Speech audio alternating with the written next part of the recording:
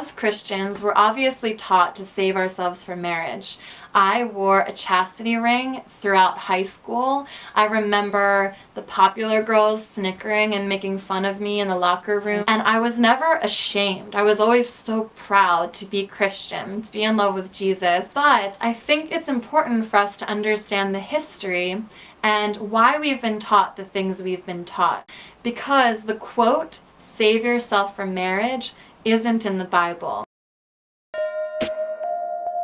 Hi, beautiful people. As the title implies, it is true, your girl is pregnant. To be transparent with you guys, I've been in a relationship for over 2 years, but now in retrospect, when I look at it, I realize I never wanted to label it or make it official. I woke up one morning, these were sore, and my period was late. I'm doing my makeup in the mirror, and I look down, and the plus side is on it. My immediate reaction was to burst into tears. Like I said, I wasn't in a committed relationship. I had no idea how my partner would react, and I did not feel ready for this.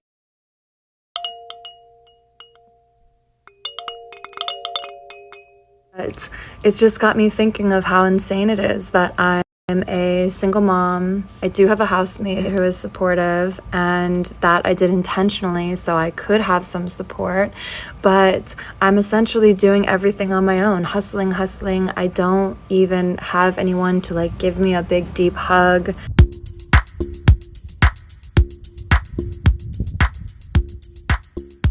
Welcome back to the show. This is Anna, and you're watching Anna Speaks Out. So today I'm here to talk about why it is that I believe that the traditional family, which is one man and one woman who are married to each other and who wait until marriage to have children and really wait until marriage to have sex at all, is the ideal way to go and really the only way that anyone should go. This is what the Bible teaches, and it's for good reason. It's not just because God wants to just control us and just be a control freak. It's because he wants the best for his creation, which, seeing that he created us, he knows what is best for us. In the book of Hebrews in the Bible, chapter 13, verse 4, it says, "Marriage is honorable among all, and the bed undefiled. But fornicators and adulterers God will judge." So the woman in the intro to this video is progressive Christian YouTuber Brenda Marie Davies, and to her credit, she did at least acknowledge this idea of why it is important to save yourself for marriage, to save sex for marriage, in her video from 3 years ago where she was announcing her pregnancy. The reason I was sobbing came down to money and my relationship. And I have to admit, as much as I'm in support of different kinds of relationships and dynamics, this is why people encourage you to be married before having sex. It's because if you do not have a stable, steady dynamic and you are still being sexually active, you are running the risk of getting pregnant and being in a sticky situation. Besides abstinence, there is no birth control that is 100% guaranteed.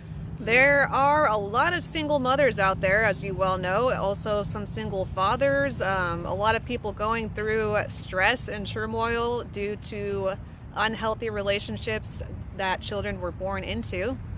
The noises that you were just hearing in the background are my son, who is almost 6 months old, and I am just so very thankful every day that I have a husband who is his father, and that we are married and that we're raising this child together, and that he is a responsible and caring and loving man. I'm just so thankful for that, and I want that for everyone. God modeled the marriage bond between man and woman through the very first humans who he created, which are talked about in the book of Genesis in the Bible. So Adam gave names to all cattle, to the birds of the air, and to every beast of the field. But for Adam there was not found a helper comparable to him. And the Lord God caused a deep sleep to fall on Adam, and he slept, and he took one of his ribs, and closed up the flesh in its place. Then the rib which the Lord God had taken from man, he made into a woman, and he brought her to the man. And Adam said, "This is now bone of my bones, and flesh of my flesh. She shall be called woman, because she was taken out of man. Therefore a man shall leave his father and mother, and be joined to his wife, and they shall become one flesh." Genesis chapter 2, verses 20 through 24. Brenda also acknowledged this story in one of her original videos from 4 years ago, but her ultimate motive in this video was actually to say that she doesn't believe that God or the Bible require monogamy from people. The quote, "Save yourself from marriage," isn't in the Bible. So did she forget about these verses that we've been talking about? Because there are other ones too that are even more direct. I was inspired to make this video when I saw this Instagram story from Brenda Marie Davies a day or two ago. I'm glad I'm hearing so many people talking about hustle culture, because I bust my ass to get out 6 videos in a week so that I could take a month and a half off to figure out other ways to get more income. And I just found out that 2 of those videos, the audio never recorded. So I have to do them all over again, which is what I'm about to do. But it's just got me thinking of how insane it is that I'm a single mom. I do have a housemate who is supportive, and that I did intentionally so I could have some support, but I'm essentially doing everything on my own, hustling. I don't even have anyone to give me a big deep hug, and at the same time ends aren't being met, and I never quite have enough. And I always go back and think about how beautiful it would be if we just actually worked in real community and supported each other, that I could pass my baby off to someone when I really needed a hand or needed to get something done. Instead, I'm just jam-packing everything in because I have no one except myself and the people that I ask for help. So just my 2 cents on mother effing hustle culture.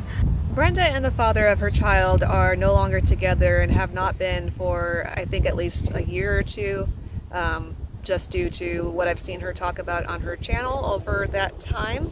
So I definitely place the blame for, not being together to take care of the child, at least half on the father.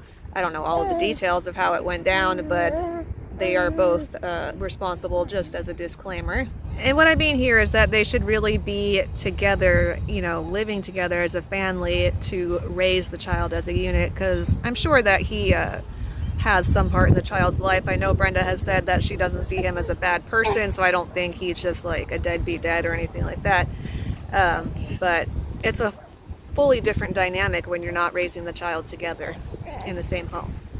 I have personally known 4 different men throughout my life who were fathers who were not in a relationship with the mother of their children, and at least 2 of them were what you might call Disneyland dads, where they were really always going way out of their way and over the top to make the time that they spent with their kids just really extra exciting and fun, and just, nothing but fun and excitement. Nothing but, the best, most yummy foods that they want to eat, going on fun trips to, amusement parks or movies or whatever, just fun celebration every time that they saw them. And, that's great to do those things for your kids and to go over the top for your kids in general, but if that's all that you're ever doing and you're just basically trying to placate them and just never let them be unhappy in the least bit at all, that does not seem to me to be the type of environment that's going to foster true respect for their fathers in them. And that is an issue for the child later on down the line, when if they don't learn to respect their father fully, how are they going to respect anybody fully? Something that all 4 of these men had in common was that they were definitely stressed about things that were related to the fact that they were not in a stable, healthy, committed relationship with the mother of their children. So I've seen this in various men through various stages of my life, so it's clearly a running theme. And I've also known a couple of single mothers who have had similar types of experiences. One of them even told me how blessed I was to have a husband to help take care of myself and my baby, our baby.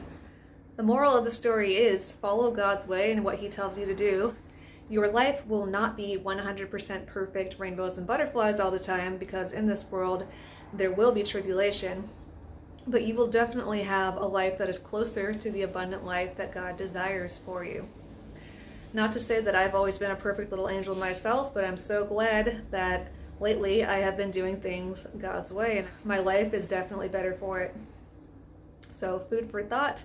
Let me know what you think in the comments.